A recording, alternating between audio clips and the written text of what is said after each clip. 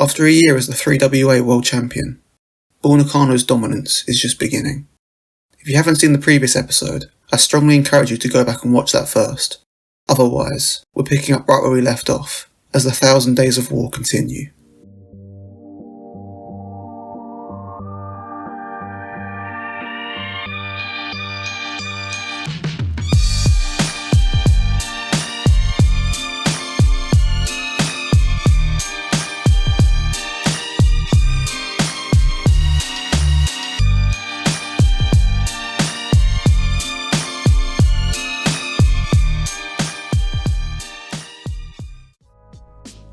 Three weeks after defeating Akira Hokuto, Nakano would enter a steel cage for the second time in her reign to defend the title, against one of the most intense and punishing strikers of her generation, Yumiko Hotta.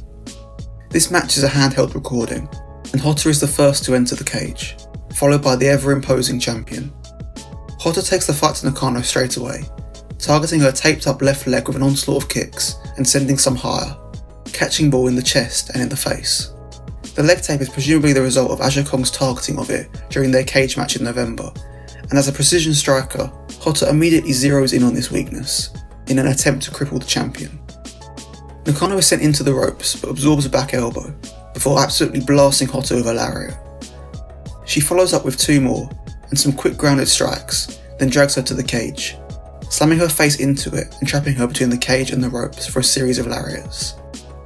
Nakano targets Hotta's head and neck aggressively here, with a rough pile driver, some nasty elbows and knees, and a second rope bulldog. Hotta fires back with some forearm strikes to Nakano's chest, but she gets dropped by a single right hand from Nakano. She stays on her with the 12-6 elbows, before biting at Hotta's forehead. This bite fires Hotta up, and she hurls Nakano through the ropes, slamming her face first into the cage over and over again, and nailing a disgusting pile driver of her own. Hotta goes back to her strengths, targeting Nakano with some very stiff kicks, as well as a diving back elbow to Nakano's injured leg, which is something I honestly haven't seen before. Hotta makes the climb, though Nakano is able to catch a leg and drag her back down to the mat. Hotta recovers first and goes straight back to Nakano's leg, before landing a tiger driver and beginning to climb once again. Nakano is quicker this time, pulling her down almost immediately and folding her with a backdrop and top rope clothesline, before her nunchucks are tossed into the cage. Nakano goes to town with them, attacking Hotta's midsection and head before landing an enziguri. After being on the receiving end of a series of kicks, Hotta manages to retrieve the nunchucks and returns the favour, smashing Nakano in the face, throat and stomach with the weapons.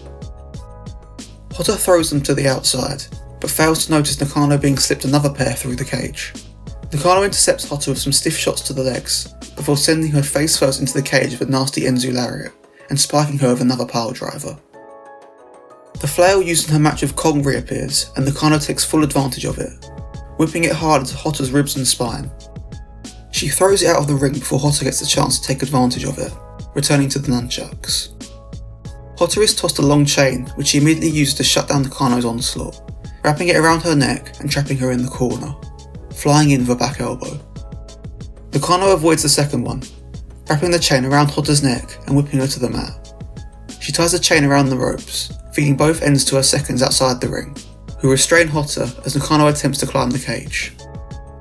Hotta manages to escape the chain, dragging Nakano to the apron and ramming her into the turnbuckles. She tries once more to scale the cage, but Nakano whips the chain at her to put a stop to it. She tries to follow up with a leg drop, but Hotta manages to avoid it and lands a German suplex and another tiger driver. But between the seconds shaking the cage and Nakano's quick recovery, Hotta is unable to escape, taking a hard fall back to the mat. Hotta charges, but Bull boosts her over the ropes before drop-kicking her into the cage. She connects with a high-angle powerbomb, followed by a somersault leg drop, and looks to make her escape. She climbs to the top of the cage, but she's not finished yet, and she once more connects with a leg drop from the top. Nakano is slow to recover, making the agonising climb back up the cage, and dropping to the floor to win the match and retain her title. She doesn't get to celebrate for long though, as she is rushed by Aja Kong wielding a pair of scissors. She throws Nakano back into the ring and begins trying to cut Nakano's hair, revenge for the loss in the hair vs hair match between Jungle Jack and Goku Monto that took place earlier in the month. The two are separated, and Nakano is held up by her stablemates as she celebrates. I think this is a solid enough cage match with some moments of real excellence dotted throughout. The opening is intense and gets the match off to a strong start, and there are a couple of times when Hotta really steps up to take the fight to the champ, which really got me into the match and made me buy Hotta as a contender. Nakano's offense looks as dangerous as ever, and her final combination of powerbomb, somersault leg drop and cage leg drop is a strong, emphatic ending. Unfortunately though, I don't think the match ever got great, though it could have. Hotta is a decent enough worker here, but she does have some moments where she looks slightly lost. I think straying too far out of her comfort zone to wrestle closer to Nakano's style than her own. She's a couple of years away from her real prime in the mid-90s, where she'd become a really great wrestler. And while she's definitely not bad here, out of the matches we've talked about so far, it's definitely the one where Nakano has to carry her opponent the most. I think there's the potential for a much more interesting story here.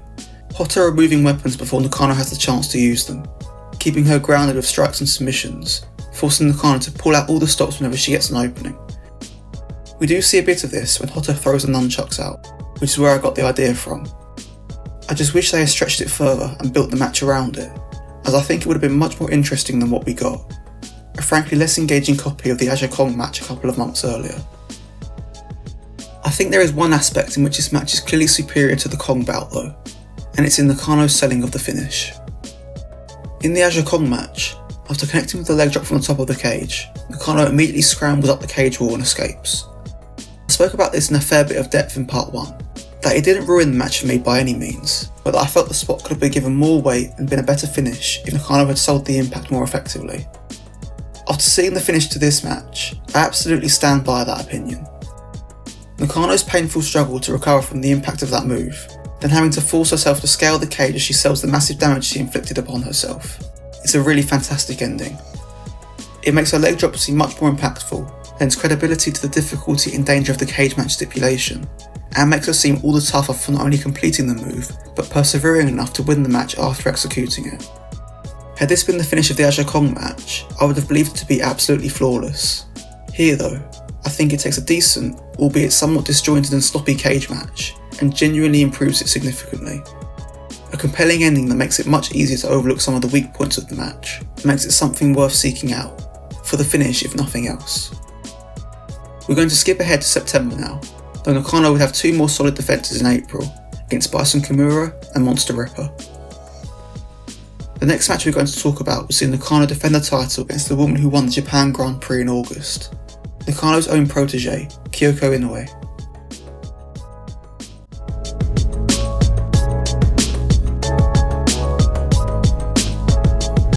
Inoue is hyper-energized as she makes her entrance, excitedly running the ropes as the red and yellow streamers rain down. The lights turn red, and Nakano makes her way to the ring, looking as intimidating as ever. The pair shake hands as the bell rings, the first match in the rain we've seen with a respectful beginning. Inoue has so much energy as she locks up with Nakano, though she is immediately overpowered. She doesn't let it stop her, charging over and over with shoulder tackles. Nakano absorbs each one, but Inoue goes low, locking in a Boston Crab. Nakano powers out of it quickly, crushing Inoue with 2 huge lariats in the corner.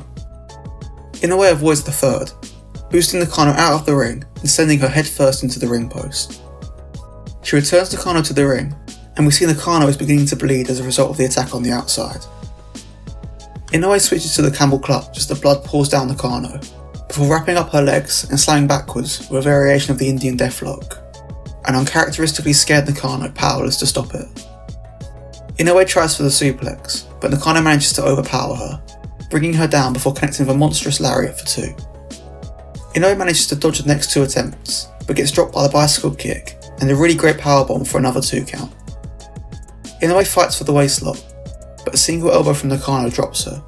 Inoue manages to lock in the abdominal stretch, but while it is hooked in deep, Nakano is able to throw her off again. Inoue is relentless though, with a gorgeous flying head scissor getting 2, before returning to the crab. Nakano is a bloody mess by now, and Inoue continues to constantly transition between holds, going from the half crab to a modified Romero special as she wrenches back on Nakano's neck. She moves to the standard Romero special, rolling forwards rather than backwards to lock in the hold, something I've never seen before, and carries on wearing her down with a Scorpion Deathlock bow and arrow hybrid while Nakano screams in agony. Inoue is incredibly vocal here too. Screaming with desperation, she wrenches back every submission. This is all totally different from what we've seen from Bull so far in this reign, as she's being totally dominated and worn down by her opponent, as opposed to the other way around. Out of desperation, Nakano tries for a small package, though it only gets 2. Inoue gets sent off the ropes but comes back with a springboard back elbow or trustful, but the second one is avoided by Nakano, who grabs a rear naked choke and goes to work. This is where Nakano gets her revenge for the submissions inflicted upon her for the first half of the match, and she looks like an absolute demon as she does so, squeezing the life out of the flailing Inoue until she manages to make contact with the ropes. Nakano releases the hold and sends Inoue off the ropes, dragging her straight back to the mat when she catches her with a sleeper hold once again. There's a tiny detail here that I want to point out because I think it's brilliant. As she's sent off the ropes, Inoue grasps at her throat for just a second. It's an understated bit of selling that puts over Nakano's application of the sleeper hold and the threat it poses, and makes Inoue's predicament seem all the more dangerous when she gets caught in the hold again moments later. It's the small details that can make a match, and Inoue's ability to get a lot out of a little is great to see here. Inoue's expression is initially one of fear, though it quickly shifts to anger, before she kicks off the middle rope to escape once more. Inoue is slow to recover, and Nakano capitalises, locking in the hold for a third time. Inoue continues to fight, and she eventually connects with a kick to the top of Nakano's head to break the hold. She connects with a trilogy of vicious elbows, but gets annihilated by a lariat for her trouble. Inoue responds with a springboard dropkick and tries for the giant swing, but Nakano is too big, and Inoue is too exhausted, and she pounds the mat in frustration. Nakano lands a huge backdrop for 2, before slamming Inoue down with a huge choke bomb, and transitioning to the Dragon Sleeper. Nakano knows it's not enough, and she whips Inoue towards the corner. She counters and tries for a German suplex, before switching to a high stack roll up for 2. Nakano gets her up for the military press, but Inoue lands on her feet, and finally manages to connect with the German, though Nakano manages to reach the bottom rope to break the pin. Inoue gets her up in the Canadian backbreaker, and connects with an airplane spin variation of the Niagara driver, but is slow to make the cover, allowing Nakano to get her shoulder up at 2. She just about manages to connect with a diving back elbow, but this time Nakano manages to bridge out of the pin. Inoue grabs Nakano by her mane, preparing to whip her across the ring, when out of nowhere Nakano counters with a cartwheel and double overhook suplex for 2. She climbs the middle rope, and blasts Inoue in the face with a perfect Gamangiri, before a huge powerbomb and the diving leg drop seem to seal the deal for Nakano. It's not to be though, as Inoue stuns the crowd and Nakano by kicking out at 2. She cuts off Nakano during her ascent to the top rope, trying for a suplex but settling for a dropkick that sends Bull to the floor, before launching herself with a springboard back elbow and sends them both into the barricade. When Nakano beats the count and returns to the ring, Inoue immediately drills her with a super scary powerbomb, but Nakano kicks out, and Inoue's face says it all. She tries to end the match with a massive splash and second rope leg drop, but neither is enough to put the champ away, the leg drop leaving her back and tailbone in agony and allowing Nakano to recover first. She hits a gross inverted DDT and ascends to the top rope, a perfectly executed moonsault being enough to defeat her protege and retain the title. Nakano helps Inoue to her feet, and the 2 embrace. It's by far Nakano's most generous performance of her reign so far, which is unsurprising given their close relationship, Nakano being a mentor to Inoue in the ring and behind the scenes. She gives almost all of the first half of the match to Inoue, who grinds down Bull with relentless submission work, preventing her from using any of her big power moves to turn the tide. Even with Inoue in control though, there's a real sense of foreboding that when, not if, Nakano manages to turn the tide, there's going to be serious retribution, and when it happens, it's as brutal and suffocating as you'd expect. When Nakano takes back control through repeated use of her vicious sleeper hold, crowd investment in the match begins to grow, largely thanks to Inoue's phenomenal selling. Her facial expressions during these holds are equal parts pain, exhaustion and defiance, and they are genuinely gripping to watch. Both Nakano and Inoue's facials are phenomenal throughout the rest of this match as well, portraying frustration, fatigue, agony and vigour at different times with a conviction that I never doubt for a second. If I had one criticism, and honestly it's not even really a criticism, it's that I would have switched it so it was Inoue who got busted open early, rather than Nakano. I understand why they did it that way, to make Inoue seem more of a credible threat to Nakano by bloodying her early, and it does work. But I can't help but think that if it was Inoue whose face was covered in blood, it would have made her babyface fire even more potent and added a visceral edge to her performance, both when she was in control in the first part of the match and when she was being brutally choked out in the middle. It would have made Nakano look like even more of a monster, much like it did in the Nishiwaki match, and would have further reinforced Inoue as a future champion who has the heart, but is not quite ready yet. Again, it's not really a criticism, because as a result of Nakano's bleeding, we get some awesome shots of her struggling in Inoue's submissions that add a ton to this match. I think the ending is really great. Inoue's selling of both her exhaustion and the painful impact of the leg drop opened the door for Nakano to connect with the DDT, and after the leg drop wasn't enough to finish the job earlier, she pulls out the moonsault for the win. It's a satisfying, emphatic finish that underscores just how much effort Nakano had to expend to put her protégé away. This match succeeds on every level, with both women coming out of it looking stronger than before. Inoue in particular is massively elevated here. This is not just because of her individual performance, which is genuinely outstanding, but also thanks to Nakano's selflessness in giving so much to her. That generosity pays dividends for Nakano too. Having pushed Nakano to the brink, Inoue shows that Nakano is a monstrous force, but one that is still beatable, thereby making Nakano much more compelling to watch going forward. If someone like Inoue, still lower in the pecking order, can take her to her limit, it raises the stakes for every defence that follows. Suddenly, it feels like any challenger could be the one to end her reign, and that uncertainty is exactly what keeps a title reign exciting. As I said in part 1, I generally save my recommendations for the end of the episode, but honestly, go out of your way to watch this match. I think it's absolutely magnificent. I'm going to skip over the WrestleMarine 1991 main event, a tag team steel cage death match where the survivors stay on to fight for the WWWA World Championship, just because it's a very long match that I don't think it's that interesting to talk about. In that match, Nakano and Monster Ripper defeated Aja Kong and Bison Kimura, with Aja Kong being eliminated after missing a splash from the top of the cage, and Kimura being beaten down shortly after. Nakano and Ripper then fight for another 10 minutes, before Nakano connects with another leg drop from the cage to retain the title. It's not bad by any means, but not a match I want to spend another 15 minutes discussing. I'd much rather spend more time on the last two matches of Nakano's reign. The first of these would take place in April of 1992, at the next WrestleMarine event, when Nakano would once more be challenged by her arch rival, Aja Kong.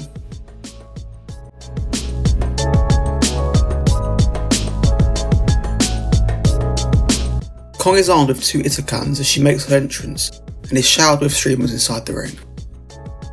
Nakano enters with her most elaborate cloak yet, unsurprisingly wearing a Megadeth t-shirt and black leotard underneath. As the masses of streamers are cleared from the ring, Aja snatches the microphone and insults Nakano, who is completely stone-faced as she stares the challenger down.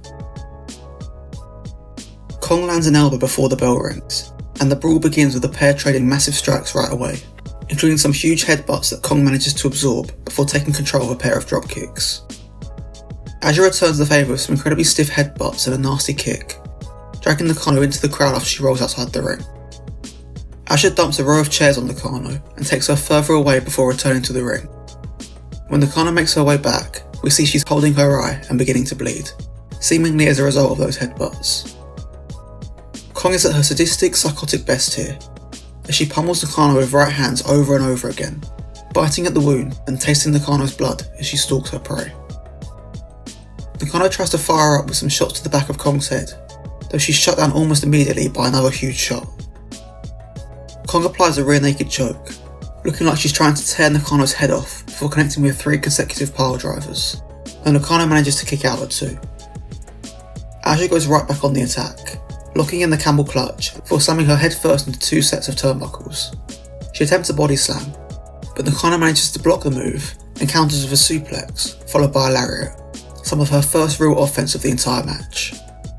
She lands another as Aja tries to return to her feet, before pitching her to the outside and dragging her into the crowd, connecting with a chair shot to the head before returning to the ring. Aja stumbles towards the ring, blood beginning to stream down her face, and the shift in her demeanour is amazing. In just a few moments, she's transformed from an unstoppable killing machine into something that is still very dangerous, but now very human as well. Obviously suffering from fatigue and blood loss, but clearly still capable of horrific violence. Nakano goes on the offense with some strong strikes and a pair of face crushers, before biting at Kong's now wide open wound. She works over Kong with a sleeper hold and continues to attack with some stiff shots. Kong begins absorbing them and firing up as she makes her way to her feet, and while Nakano evades the first Oroken, she gets clocked with the second. Kong is unable to capitalise though, and Nakano takes back control with 2 lariats and a backdrop suplex for 2. Nakano returns to the submission work with Dragon Sleeper in the ropes, and a nasty straitjacket stretch, until Kong powers out of it. She retrieves an Itokan from the ring post, and despite the referee's protests, crumples it against Nakano's head. The referee refuses to count the pin after Aja's blatant cheating, and the body slam and splash are not enough for Kong to put Nakano away. Kong goes on a rampage, much like in the cage match previously, and begins to spam backfists. Nakano reaches for the ropes to break the pin after the first, and Kong connects with 5 more in quick succession. Despite the damage to Nakano's eye, she still manages to keep kicking out. Nakano reverses an Irish whip, connecting with a rough Enzu lariat and a German suplex, but Kong manages to still kick out at 2. Nakano scales the turnbuckles for the first time in the match, connecting with her signature leg drop, though Kong kicks out yet again, and Nakano's frustration is obvious. She returns to the top rope, but Kong manages to avoid the somersault leg drop. She lands a German suplex, but is unable to maintain the bridge, allowing Nakano to barely kick out in time. Kong gets a second wind, drop-kicking the champion out of the ring and flying to the outside of a monstrous crossbody. The 2 women are exhausted, and it shows, with Kong's attempt at a powerbomb failing, and Nakano's attempt at a sunset flip off the top ending with Kong crashing down on top of her. Aja tries to capitalise with a diving back elbow, but gets shoved to the floor. Bull crushes her with a huge tope suicida and manages to connect with the somersault leg drop, bouncing Kong's head off the mat in the process, but is absolutely stunned when Kong somehow manages to kick out at 2. Nakano climbs to the top rope one more time, pulling out the moonsault once again, to defeat Kong and retain the title. You'd be forgiven for expecting the sort of relentless Clash of the Titans plunder match we got in the cage to be repeated here, and while there are definitely elements of that, this bout is far less manic and much more clearly structured. I do prefer the cage match. It more closely aligns to my personal wrestling taste, but I really like that they gave us a very different match this time around, one that is more oriented around their perseverance and struggle than the violent spectacle of the cage. I like that we see both Nakano and Kong in vulnerable states in the first half of the match. I think seeing that they can in fact suffer and that they can show pain counterintuitively makes them seem more inhuman and larger than life in latter stages of the match, since we know how much they have suffered already, and seeing them continue to slug it out and throw these huge bombs makes them seem much more formidable and resilient. It's something that I mentioned in the Megumi Kudo episode, the extent to which she sells the agony of the barbed wire death matches, making her seem even greater when she continues to persevere in spite of it, and I think it's perfectly applicable here as well. Their toughness comes from their ability to push through the pain, and we know they're in pain because they've shown it. There's a moment about halfway through that I think is worth examining more closely. Nakano has been working Aja over for a few minutes with submissions, and she switches to striking the grounded Kong. Kong begins to power through the strikes, and we almost see her realise that Nakano's strikes don't have the same effect that they used to, that Nakano's time is almost up, and it's now her time to take over the division. She lashes out with the Oroken, and while Nakano avoids it, she's caught by surprise, and unable to avoid the next one. While Nakano does manage to reassert herself immediately after, when you combine this with the Inoue match, you get the sense that after such a long and dominant reign, she's begun to lose her edge. I think the finish is tremendous. The somersault leg drop looks absolutely devastating, and Nakano's selling of the kick out is textbook, perfectly balanced between evocative and melodramatic. I think it's a nice touch that we see Nakano go back to the moonsault to win here. I don't know if it was intentional on the part of Nakano, but it lends credence to the idea that the title is beginning to slip from her grasp. She struggled against her protege in a way, and was forced to use the moonsault in order to escape with her title, and after Kong withstands everything else she has to offer, she has no choice but to pull it out once more. The moonsault is enough for her to retain the title, though you certainly get the impression that her peers are catching up to her, and that her time is running out. Nakano would defend the title one more time, in November of 1992. After winning the 1992 Japan Grand Prix, Kong would challenge once more, in what would end up being their final singles match against each other.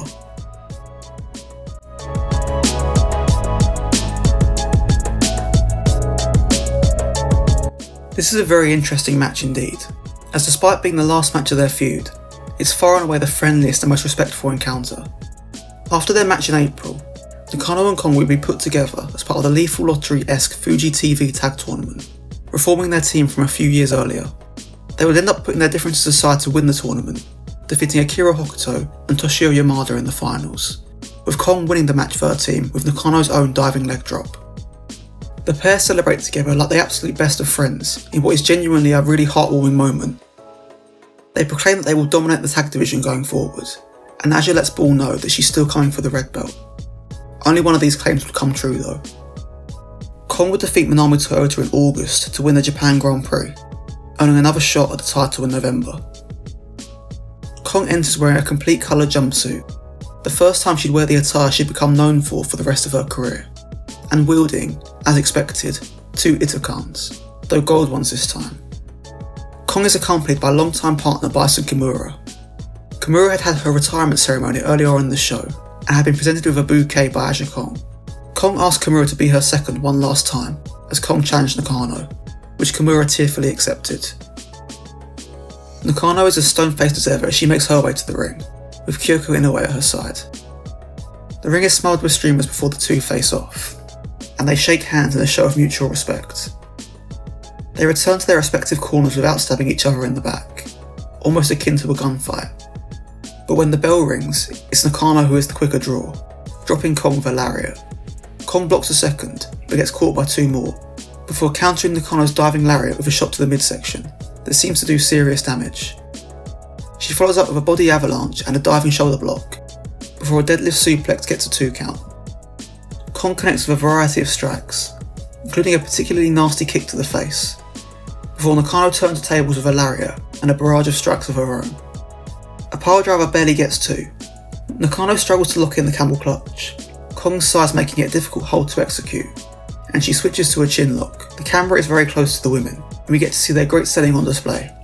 Nakano's sadism and determination are obvious as she wrenches back on Kong's neck, as is Kong's anger and resolve. Nakano knows it's not enough and switches it up, slamming Kong down and locking in a dragon sleeper, transitioning to a seated abdominal stretch and a sleeper hold shortly after. Nakano's submission masterclass continues as she locks in the guillotine choke, switching to a triangle choke as Kong escapes. We've seen Nakano torture opponents with submissions in previous title matches, particularly the bout with Hokuto and the second Aja Kong defense, but never to this extent, and I really enjoy it. It demonstrates just how diverse Nakano's skill set is, putting to rest any illusions that she's just a brawler and nothing more. And I think it demonstrates just how much of a threat Kong is, or at least how much of a threat Nakano perceives her to be. Nakano is keeping Kong grounded at all costs, pulling out secret weapons we rarely see, making it clear that this is far from just another run-of-the-mill title defense. Kimura watches on as Kong pulls Nakano by the hair to escape the hold, but Nakano stays the course. After some resistance, manages to apply the Scorpion Deathlock in the middle of the ring. Kong manages to power out of it, and is forced to scramble to the bottom rope before Nakano can complete the ankle lock. Nakano is relentless though, dragging Kong back to the centre and locking in an inverted figure 4. Kong roars when her leg is slammed into the apron, and Nakano drags her into the crowd, slamming her into chairs repeatedly before heading back to the ring. Kong makes it back in time to beat the count, but Nakano is ready and waiting, now opting to target Kong's lower back. Nakano climbs to the top rope and attempts a diving sunset flip, but loses her grip, with Aja slamming herself into Nakano's chest for 2, although it clearly agitates her lower back further. Aja goes on the offensive with more stiff kicks, and a pile driver is not enough, as Nakano gets her foot on the ropes. Aja lands a pair of nasty Saito suplexes, though neither can get a 3 count, and follows up with a double underhook throw. Nakano frantically tries to reach the ropes but can't, forced to kick out late in a very close call that gets a nice reaction from the crowd. Aja goes back to the chin lock, and Nakano continues to fish for the ropes under the strain of the hold. She seems to be on the verge of giving up, but eventually finds them, but has no time to recover before Aja hits some stiff kicks and drags her ringside. She returns the favour from earlier on, leading her into the crowd, this time connecting with a chair shot to the head and throwing a row of chairs at her opponent. Nakano is forced to race back to beat the count, but manages to get the better of Kong with a lariat to the back of the head. She puts Kong in the perfect position with a body slam, but the leg drop misses the mark, bouncing Nakano straight back to her feet. Kong makes her pay with a bulldog, before paying tribute to fellow Jungle Jack member Kyoto Ito with a pair of double foot stomps for a 2 count. Kong rams Nakano into the corner with an inverted power slam. She tries for a second, but Nakano manages to escape, connecting with another Enzu lariat and a springboard Gamangiri for 2. She kicks Kong out of the ring and crushes her with a suicide dive, then drops her on her head and neck with a high angle powerbomb before climbing to the top rope. This time, the leg drop connects, but Kong manages to kick out at 2. Bull pushes Kong towards the centre of the ring and signals for the somersault as she climbs to the top once again.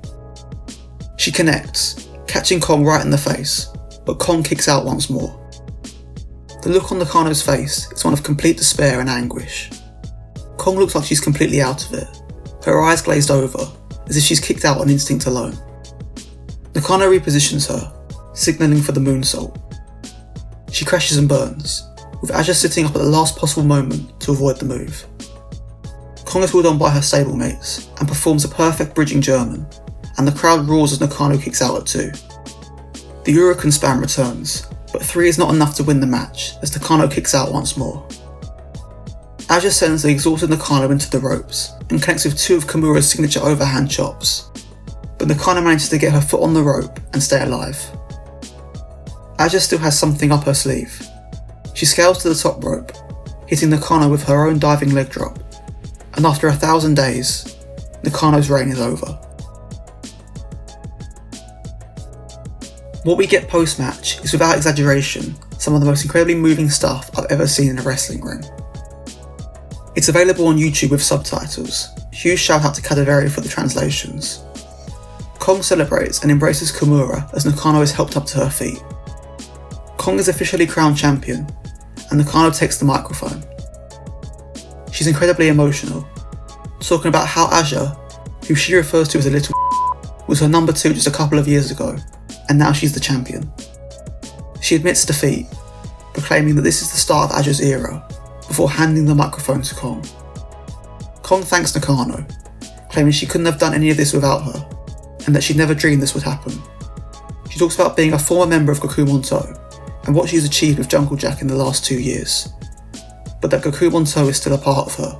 She announces that she and Kimura are still members of Gakumonto, and Kong and Nakano tearfully embrace. Kong promises that she will do whatever it takes to not tarnish the belt and Nakano's legacy as champion. Kimura enters the ring, and the 3 of them embrace.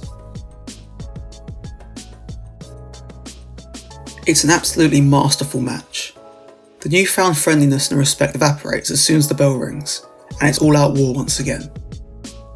The first few minutes are the sort of great slugfest we've come to expect from these two. Huge strikes and power moves that seemingly set the tone for the rest of the match. That's not the case though, and the match transforms into a technical dissection performed by Nakano with extreme prejudice. It's a side of ball that we haven't seen yet, and I think it's perfectly placed in this match. It works to portray Nakano's fear and desperation. She works a much more controlled and cerebral match than usual. She knows that if she fights recklessly and makes a mistake, it could be the end of her reign. It also gives Aja the opportunity to sell and work from underneath, something that she is very capable of doing. When Nakano makes a critical error with the sunset flip, Kong is finally able to turn the tables on the champion, punishing her with stiff shots and huge power moves. The match becomes the back and forth of bombs you'd expect, but I think it's elevated by the pace being slowed by the mat work earlier on, forcing the audience to wait for the melee they'd expected to see, and building as much anticipation for it as possible. It's very much Aja's match, the culmination of her 2-year-long journey to the title. She's made to look incredibly impressive in her victory, countering or kicking out of all of Nakano's biggest moves, showing just how strong of a wrestler she's become. She pays tribute to Kimura and Ito along the way, and I think it's more than just a throwaway reference for the long-time fans. It's an acknowledgement of how the Jungle Jack stable brought her to this moment, how their collective effort guided her to the title, and fittingly, Kong defeats her rival by hitting the leg drop, symbolically admitting, as she said in her post-match speech, that Nakano and Gakumonto are part of her, the part she needed to accept to finally take the top spot in Zenjo. It's an incredibly tight 20-minute match, further proof that huge title matches don't need to be 30 or 40 minutes long. to still have stature and prestige. I'd argue that this is the greatest passing of the torch match of all time. Nakano's performance here is everything you could want from a dominant champion, finally relinquishing her hold on the title, handing the reins over to the next top star. She forces Aja to really work for it for much of the first half, but when the time comes for Aja to bring it, Nakano takes it like an absolute champion.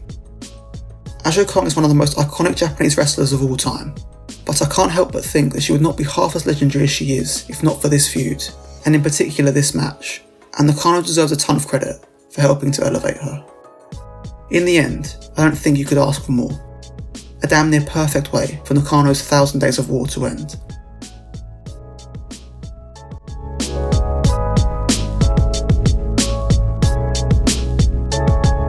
What I think makes Bull Nakano's title reign so impressive is the variety. She could wrestle any style of match against any opponent and make it something worth seeing. Within this reign alone, we see her wrestle borderline squash matches, bloody cage wars, powerhouse slugfests, and everything in between. Within the matches she shows the complete spectrum of offense, nasty submissions, brutal striking, huge power moves and fearless high flying, oftentimes all within the same match. She could be relentless and dominant on offense, and knew exactly how much to give an opponent. An underdog getting a moment of offense against her would be sold in such a way as to give them the exact amount of credibility required to keep the match entertaining, and she could make her opponents look like monsters or giant killers, whatever was required to tell the story and get the desired effect. I think Nakano's X factor is her ability to strike a balance between dominance and vulnerability. Early in her reign, she looked and wrestled like a force of nature, intimidating, overwhelming, almost mythic, but she wasn't invincible. She wasn't afraid to sell for an opponent, which would make them look all the more impressive. This also gave Nakano an edge. She's not unstoppable, not unbeatable, she's human. Her showing pain and then pushing through it to defeat her opponents makes her seem incredibly tough, physically and mentally, ultimately to everyone's benefit. She's not known as a wrestler that thrives on the back foot, but she's phenomenal when she's getting beaten down, selling like she's being killed. Her facials are raw and real, her screams of agony and submissions are visceral. It's fair to say her selling sometimes suffers later in matches, as if she's healed up from the torment inflicted previously, and that it no longer affects her. But her overall look and presentation means she can get away with it. When you look like a demon, you can get away with brushing off damage like a demon from time to time. Speaking of her look, it's iconic, and something I think may be a factor in her being underrated. It's easy to reduce her to just her look, especially if you haven't seen as much of her work as you have her contemporaries. Looks aside, she could cut promos that were stoic and cold and incredibly wild and emotional, and both would be equally compelling and entertaining. Her offensive capabilities were massively varied, and they were all utterly believable, looking great and suiting her presentation and character to a T. She could engage in sprints with quicker wrestlers and have no problem hanging with them, and she could match the power and ferocity of those of a similar stature to her, and throw bombs like no one else. She was the complete package, unbelievably well-rounded, fully formed, and it's no wonder she was given the top spot in Zenjo at such a young age. She inherited the role of top heel in AJW, but Nakano was far from a clone of Matsumoto. She may not have been as wild or hated as her mentor, but if we're being honest, who is? She retained the physical intimidation and presence, but added layers to the archetype. More technically polished, more versatile, and carried herself with an intensity that felt just as dangerous. She took the template Matsumoto helped define and evolved it, becoming a more complete, more dynamic version of the monster heel, carving out her own niche and her own legacy. On the subject of legacy, I don't think Nakano has ever really received the wider acclaim I think she deserves. Her peak in wrestling, this incredible reign, takes place after AJW's pinnacle in Japan, but right before the mid-90s period that is so acclaimed among Western fans. This timing alone makes it easy to overlook her. Add in the fact that her full-time career ended before she turned 30, cut short by injuries, and that many of her peers would continue to wrestle for years after, and you can begin to see why her legacy isn't celebrated to the extent that it probably should be. Thematically, I think the reign is perfect. An aggressive young star takes the top title by force, and fights hard to secure her position at the beginning of her reign. As time goes on, her hold on the title begins to slip, with underlings and subordinates growing in strength and beginning to push her to her limits, until one takes her place through grit and willpower, just like Nakano did initially, allowing the cycle to begin again. There are plenty of long title reigns out there worth talking about, But as I watched more and more of these matches, some of them for the first time, I realised that what I was watching was a complete portrait of a wrestler at their peak. Nakano was having great title defence after great title defence, showing so much range and nuance at such a young age. I already viewed her as one of the underappreciated greats of Japanese women's wrestling, but never having taken the time to do a real deep dive into her as a top star of AJW. But now, after watching and writing about 8 of these matches, I strongly believe that this is one of the greatest title reigns of all time, and that Bull Nakano is one of the greatest wrestlers I've ever seen. I highly recommend you seek out and watch as much of Nakano's title reign as you can. My absolute top recommendations are the Aja Kong cage match from November 1990, the Kyoko Inoue bout from 91, and the Aja Kong match from November of 92. But all 8 matches from this episode I think are well worth a look. Thank you so much for watching this 2-part episode of WrestleLore. I hope you enjoyed it. If you did, be sure to like and subscribe for more videos like it in the future. In the next episode, I want to talk about the idea of the Spot Fest by taking a closer look at 3 well-known examples, each 10 years after the other, discussing the impact of these matches and the term itself on the wider wrestling world as a whole. Be sure to follow me on Twitter for updates, and once again, thank you for watching. Cheers.